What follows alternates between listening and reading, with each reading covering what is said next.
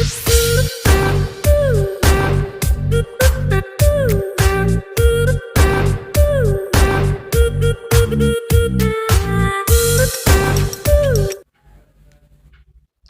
alaikum jama'a, bidiyon namu na yau za mu kawo muku yadda za ku yi Facebook free ne ba tare da kuna da data ba.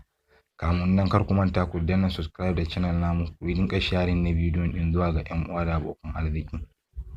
Ba tare da ɓata lokaci ba, bari mu garzaya zuwa cikin application namu na Facebook din domin ku ga yadda za ku yi amfani da shi kyauta ba tare da ko sisi ba ko kuma kun sayi data. Yanzu kamar yadda kuke gani gashi nan mun bude Facebook din, gashi nan already na yana kan Facebook free din ne, kamar yadda kuke gani gashi nan dai yana tambayan ka use data. To sai dai shi matsalan wannan din yin Facebook free din ba za ka rinka kallon hotunan mutane da yake kan timeline nasu ba, kamar haka kenan, wato hotunan su da yake kan,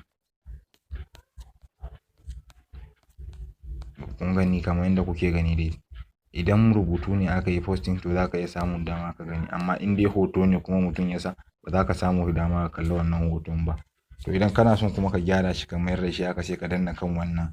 Idan kuma kana son ka gyara shi ka rinka ganin yadda za ka idan kana son ka gyara ka rinka ganin hotunan din, sai ka yi clicking akan wannan see photos din kawai.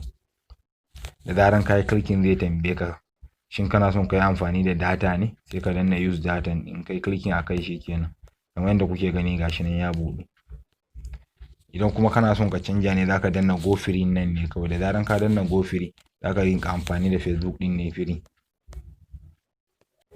Ga wanda ba su da application din kuma za su garzaya zuwa kan browser da suke amfani da shi ne, wato ko Opera ko kuma wani browser.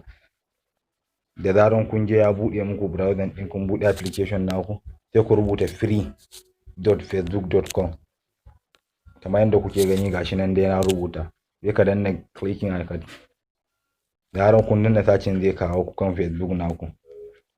Gode da ziyartar channel namu da kuka yi. Don Allah ku rinka sharing na bidiyon din zuwa ga ƴan uwa da abokan arziki da group na WhatsApp. Gode. Don ta danna subscribe da channel namu domin samun sabbin bidiyo.